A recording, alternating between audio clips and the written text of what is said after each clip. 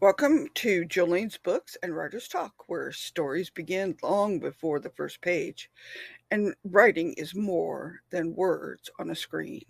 I'm your host, Jolene McFadden, and each week I sit down with authors and publishing professionals to talk about craft, creativity, and the real life behind the books. These episodes are sponsored by Southern Dragon Publishing. Please take a few seconds and hit the like button, share this and other episodes, subscribe to our channel, and even leave a nice comment below. Let's begin. My name is Rebekah Hare. I am a picture book illustrator and author, as well as an art teacher. I teach online and Excelsior classes. I've also illustrated for different faith-based projects, and I've published 2 of my own books. My most recent one is Take That Hurricane, which is specifically about hurricane recovery and coming at it from a more positive perspective, as opposed to looking at it as something scary or overwhelming. So I definitely prefer to write for kids. I just love the excitement and the joy and the purity that comes from focusing on such a small little niche. And I also am a teacher, so I am caught up into this whole world of kids education, kid lit, all of these connecting things. They all tie together in one big web. Okay, and your book is mainly for which age groups? I'd say about 5 through 8. I didn't specifically write it to be an easy reader. So it does have some bigger words, but it appeals to a couple of different age groups. It'd probably appeal most to that age range. You got to stretch out when you're doing the reading. I definitely am appealing to people who like superheroes. The whole superhero culture, I've always found that a lot of fun. The main character in my book is a superhero who's dealing with a hurricane. All right. We need a couple of those, I'll tell you. Are you a member of the National Society of Children's Book Writers and Illustrators? Not yet. I used to be a member of Storyteller Academy, and since then I've been keeping things a bit tighter, focusing mostly on my teaching and illustration work. But I do plan on getting more social and reaching out to more people as this process goes forward. Okay. Are you a member of a local writers group? Yes, ma'am. I'm part of the Bayou Writers Group here in Lake Charles, Louisiana. Cool. Yeah, we just opened a bookstore, and that's been fun. Congratulations. I have an online bookstore, but I sell used books and new books from local authors and myself and ebooks, but that is so exciting. Yeah, Bookstore. the lady who runs our writers group is the one who opened it. She had a grand opening, and there were so many people. It was really exciting to see it and to see so many people from the writers group with their books on the wall. It was so much fun. Oh, you said you did some illustrations for other authors for other projects. Do Yeah. you have contracts set up and all that business stuff ready? Or are you just doing it on the fly? I don't really understand the question. Like editors, they have specific contracts that they ask the authors to sign, and in return, I would like a part of the royalties. I would like to be listed on the book, and the copyright are strictly a work for hire, and everything belongs to you. So you have all those terms worked out ahead of time? Yeah, I do have a contract. I did come into it a bit out of nowhere. My first real illustration job was with a faith-based company, and so a lot of my experience has been from working with them and seeing how they set things up. So when I came in with my next job, it was their first time working with an outside illustrator, so we had to hatch out what the contract should be and stuff. And there are different balances of ways you do things. I'm still starting out, so I can't really make any definitive statements, but I feel like that's something you have to learn as you go along. Oh, this worked, and that didn't work.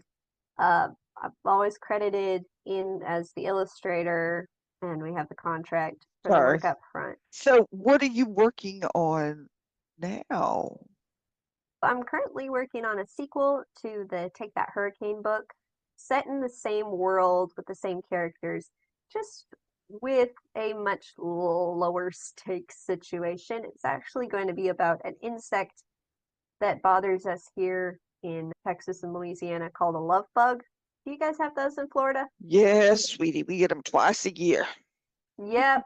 It's going to be about a love bug invasion and how she's running herself ragged trying to figure out ways to get them to leave. It's a lot of fun. I was originally planning on having it release this spring, but we pushed it back due to some life changes. Hoping to get that finished. I mean, it's mostly finished. Hoping to get that published in probably later summer. Okay. I do plan on taking the character for a few more different situations, maybe dealing with other natural disasters and giving perspective. Because the way I did the book, it's not as much, oh, this exists. It's also like, how do we get back up after this has happened? So, what are the steps that are required for a city to come back after a big disaster like that? What does it take to get everything cleaned up? The different relief efforts that come in, the volunteers, all of the different elements that come together in that kind of a response. And that's a lot of fun, and I didn't see that many books that addressed that element of hurricanes. So I think that you could also apply that same structure to other kinds of natural disasters and make some other useful stories. But it'll be a while. I'm taking a bit of a break from the illustration work so I can do some book tours sort of things with libraries and schools, and also teaching. So I've been busy. That's been fun too, being able to work on somebody else's artwork and not have the stress that comes from everything relying on you. That's fun. How do you do your illustrations? Do you paint them? Are you a graphic artist on a computer or? I actually do a hybrid method. If this thing wasn't on, you'd be able to see behind me there is a big ink drawing, which is actually the like second and third pages of my book. What I do is I draw all of my artwork out in black and white with a pen on real paper. And then I go and scan it into the computer, and then I do all the colors digitally. So it's a hybrid project. I really wanted to be able to do that because I wanted to call back to the old comic book aesthetics. I was seeing with like Yes. old school Marvel. Back in the day when things were printed, they were printed with Ben-Day dots, the little dots of color that would blend onto each other. The different dots are overlapped, and sometimes you'd have the not overlapping properly, so there'd be these cool little color effects with the dots. I really wanted to have that present in the artwork for this particular project. However, trying to do that practically would have required some very extensive stamps and Um, just would have been very difficult to actually carry out without creating a new way of doing things, maybe like layering cut paper, that sort of a thing. And it just would have made things so much more bulky and so much more difficult to overlap. And that's why digital is so useful. I know I do have my qualms with digital art, especially now when we're running into AI art and that sort of thing. yeah. However, I feel like digital is a great tool when it comes for coloring, when it comes to working on things of very large scale, like piecing things together to make a bigger thing. I've seen so many amazing artists work well within this medium. I personally don't like it by itself, but I think it works great with other traditional types of artwork. At the bookstore opening, saw a lady whose book, the illustrations were done in oil paint. So if you've ever seen oil paint, it's very detailed, very time consuming, very thick. Somehow she digitized all of her paintings, so they look digital, but they were originally oil paints. And unfortunately, the illustrator wasn't there, and I wasn't able to pick her brain on that because I really want to know how she pulled that off. But there are some really cool effects you can get when you blend together traditional and modern art methods, and it's a lot of fun. I definitely prefer to work traditional. I think it's good to be flexible. And the illustration work that I do for other people depends on what the project is. the most recent ones. I've done all of the outlines, like all the sketches and everything were done traditionally, and then the coloring and the final like artwork was done digitally over that. Which program do you like to use? I've got a couple of favorites. I started out with all digital art with a little free one called Fire Alpaca. Oh, I haven't heard of that one. It's this cute little one. It's very bare bones with what it can do, but it was cute. And when I was little, I wrote a little comic strip and put it on Webtoons, and it was fun with Fire Alpaca. But when I was working on my first book for a college thesis, or not thesis, a final project, basically, in the studio art department at my college, you're required to have this big senior project. You have to work on it the entire senior term, and so it needs to be a really big thing, and your teacher comes in and checks in, but it's up to you what you end up doing with it. So I decided I wanted to do a picture book for my senior project. I actually did two, and they were incredibly different. One was like very realistic watercolor, like historical scenes, and the other one was a cute little bird who was hanging out in a playground and picking up random junk that kids left behind and calling it buried treasure. Uh, guess which one got published? The kids It was one. exactly, but because that one was mostly digital and it just didn't look right. So I wanted to find something that would make it look better, and I discovered a program called Krita, which is a painting program, and it has a lot of different brush presets, a bunch of different brush tools that you can use to do different things. And I really fell in love with the charcoal brush. It's basically like a very thick chalk that scatters. And I loved that texture, so I put it all over the Toby book, and even now I still put it in random places in my artwork because I just like it a lot. Krita is the one that I am using most often. I have used ones like Photoshop, but it is a bit difficult to learn a new program when you're used to a totally different interface. And I think I would have done much better if I had learned to paint in Photoshop instead of in the Fire Alpaca, because now my brain is hardwired to a different version of interacting with the program. I've tried working with that for painting. For me, Photoshop is best for like color correction and photo editing and those sorts of things. What about Um, Illustrator? oh yeah, I like Illustrator. I was actually given most of my graphic design training in Adobe Illustrator. I took it in both high school and college. And I think Illustrator is the best for like advertisements. So Um, things like cover art, advertisements, posters, social media stuff, all that stuff is really good for Adobe Illustrator. And you can do artwork with Adobe Illustrator. It's a different perspective because you're working with shapes instead of with like brushes. oh, So you definitely have to think about it that way. Have you ever worked with Adobe Illustrator personally? in college 20 years ago, Okay. I took a beginner's course and we were trying to learn the Adobe suite, the Yeah. whole thing. So we only got a Yeah. little bit of time in each one. So, Yeah. Adobe Illustrator is specifically working with something called vector artwork. Sorry, this is my teacher coming out. But vector artwork is math, and it's basically you make a shape in the Illustrator, and the vector does the math for all of the different points on that shape. So you can make that shape as big or as small as you could possibly want, and it won't pixel out and it won't do crazy stuff because it's not actually there. It's the math that the computer is looking at. So I took graphic design before I switched to just studio art and got a lot of training in Adobe Illustrator. It's been very useful as me for an artist, putting together all of my promotional materials like bookmarks, posters, postcards, business cards, all that kind of thing.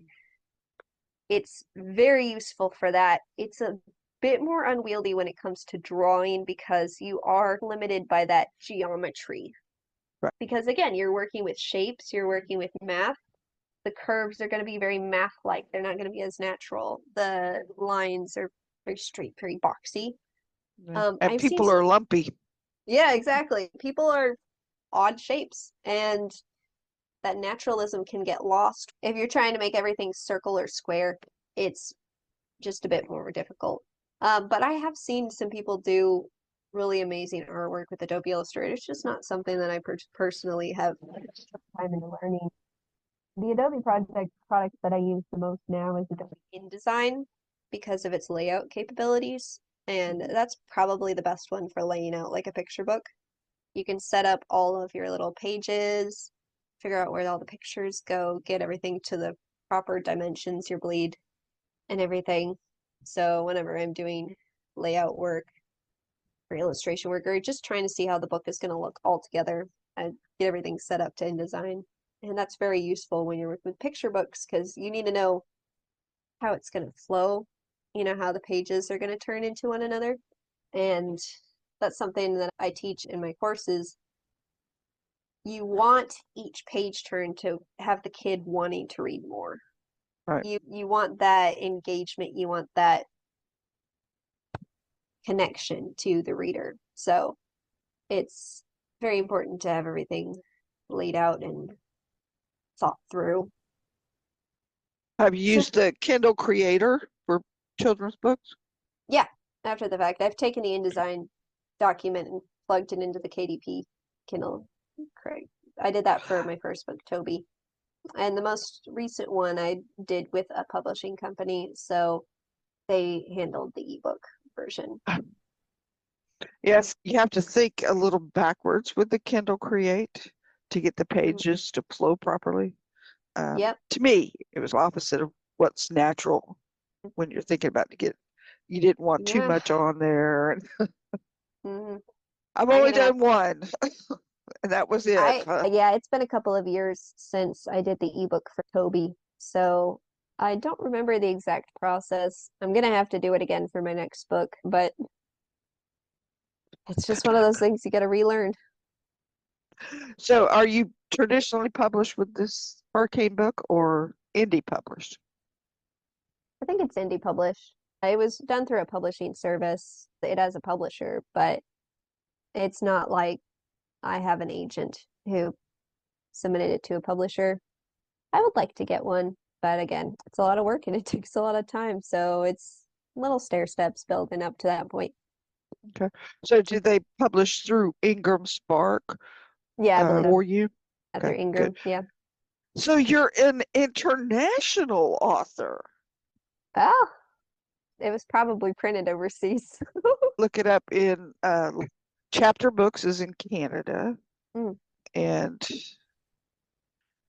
Blackstone just put the book major retailers in England and UK and Australia and New Zealand. There's like only 3 or 4 of them, and yeah. they all get their stuff from Ingram Spark. Mm, So then you can say, yes, I am published in the UK and Canada. that's fun. My first book was printed at a local publisher here in Lake Charles area called Wise Publications, and I'm pretty sure they printed them in-house. So it was really cool. I got more children's authors. I've done quite a few, and most of them have to go to a specific printer, an indie printer, because they're doing like hardbacks and this. They Yeah. want the stitching to be just so the hmm books last through generations of kids. And Ingram Spark is just strictly whatever gets out there quicker. Mm. Yeah, I'd say the quality of mine is pretty good because it's not Ingram Spark, it's Ingram. I don't know what the difference is, but the hardback is pretty strong, pretty sturdy. I haven't had any problems with it. The one that got damaged over here was a paperback, and that was because of poor packaging. Yeah. Yeah, they're pretty floppy, but the paper quality is pretty good. I definitely think the Wise Publishing for Toby was a bit more durable. You make decisions when you're trying to get a book printed. You have to figure out what you want most.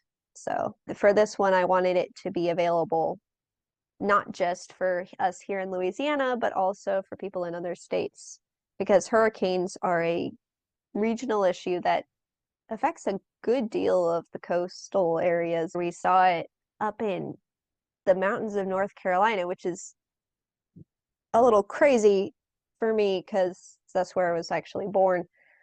Looking at the map and go, oh, I know where that is. I know where that is. I know where that is. You're not expecting it. They're not expecting it. I don't think anybody was prepared for it. That was really rough to see, especially just came out with a book about hurricanes and oh heavens, Yeah. I jinxed you guys. There's there's several people had books set in North Carolina just before the hurricanes, Oh no. romance stories and everything, and all those had to take a back seat Hmm. because of what happened. But we live and learn and we do what we can as best we can. But Yeah. are you sticking to illustrations for children's books? Have you ever thought about going into fantasy or Mm. mystery, fan art, or anything like that? To be honest, for me, picture books. So I'm very creative and I cycle through things, the different interests. I'm the kind of person that has to really knuckle down to get something finished. While I'm working on picture books, I'm also working on 3 or 4 other things that I will never tell anyone about, like professionally. So I'm usually working on a comic book while I am working on my picture books or a novel or music videos, just all sorts of crazy stuff that have nothing to do with picture books and I'm not doing for money or, as a business. It's just something that I do to de-stress from, oh, I'm stressed out from drawing, I'm gonna write, or I'm stressed out from writing, I'm gonna draw, or I'm gonna crochet a giant blanket, just goofy stuff like that. So yeah, I actually do a lot of different kinds of artwork. And of course, again, as a teacher, I'm also doing a lot of your basic realism type of stuff because I'm trying to mentor all these students. And so I have to be able to keep up with it so I can do it with them. But my primary stuff outside of picture books is ink. I love ink, just how dramatic and how different the contrast makes it. You've got these really deep, dark values, and then the bright whites of the paper coming through, and just the freedom you have over light. You can only use black and white. There's no gray in ink painting unless you water down the ink, which is a different kind of ink painting. So you are very limited, and those limitations create beauty through that necessity. It's just very stark, very pretty. I like it a lot. I also like charcoal. When I was in high school, I hated charcoal because it was messy and it got on my fingers. I'm a very clean person, so I do not like the texture and everything. However, it's just so free. And again, this is my art teacher coming out, but you can make mistakes in charcoal and you'll be able to cover over it. If you make a mistake in ink, if you drop a big blob of ink onto the paper, it's stuck there. You got to work around it. Charcoal's forgiving. You can make a mistake, rub it out, rub over it, do all sorts of stuff like that. And there's just a lot of freedom that comes from being able to make mistakes and go over it and layer and build over time. I like teaching both of those mediums, obviously, because I like them personally. And as far as other artwork, fantasy is a possibility. Definitely not sci-fi because I'm not the greatest at building things like machines or vehicles. That's a level of complexity that I can do. I'm just not the greatest at. So I prefer drawing people and objects and animals and things like that. I've done a lot with pirates recently. I've drawn a lot of pirates just because I think the clothes are interesting, all of the layers and how the fabrics come together, how the hair works, trying to draw people at different body shapes and just playing around with things that aren't small, the shapes that aren't involved. When you're only working with kids stuff, everything's very rounded, everything's very soft, bright colors, kind of simple Mhm. shapes. And so being able to go, I'm gonna draw a pirate, just like you can use dark colors, you can use sharp lines, you can make him look scary or mean or nice or whatever. But yeah, it's fun. Whether or not I'll ever actually bring that out into the world, out into the public. That remains to be seen. It's not my priority right now, but it's fun to be able to do all sorts of different things just to kind of get your mind off the other stuff because it's fun and it's beautiful and it's so encouraging to see how people like my artwork, but it's also a job. And like any job, you can get overwhelmed, you can get burned out. So it's good to be able to feed into these other channels and have other things you can fall back to creatively so it doesn't become a burden. Have you gone on TikTok at all? I have not. I have my concerns with the security of that with that app. I would not feel comfortable having it on my phone, but my primary is Instagram. I do have some presence on YouTube, but it's rather limited. The reason why I asked is there's a group of animation artists. They're combining graphics, forest animals, and making them wear clothes like Beatrice Potter and creating little videos with them having tea. It's dark as far as the coloring is concerned, but they're fairies and all these forest animals, and they're all chopping wood or having tea, making dinner. And to me, it's fun to look at, but it would be a bear to get it to do it the way you want to. From the art standpoint, that's not difficult. It's the animation and the repetition. Animation and comic books are fairly similar in that you have to redraw the same face, the same person over and over again. But animation is a whole nother level of complexity because with a comic book, you have, okay, this is one face per panel. You get a big panel that has a bunch of people in it. You got to draw all those people. But with animation, every frame is a different drawing. I have respect for animators, and I am so glad that they've learned how to do that because, oh my goodness, it's amazing to see what they can pull off with just artwork, just pictures. And it's very inspiring to see. I personally prefer to have each picture tell its own little story. And so I'd rather take the time to make one picture very detailed and as complete as I can make it by itself. That's how I frame my artwork. Am I trying to evoke with this particular image? And how can I do that best? Can I capture an idea without words? That's how I usually look at things. All righty. I wanted to say thank you very much, Miss Rebekah, for being on my show. And I Thank you hope for you having had a me. good time. Yeah. And good luck. You've been listening to Jolene's Books and Writers Talk. You'll find links to my guests, their books, and additional resources in the show notes. If this conversation inspired you, follow or subscribe wherever you listen. And join me again next week for another journey into the world of writing.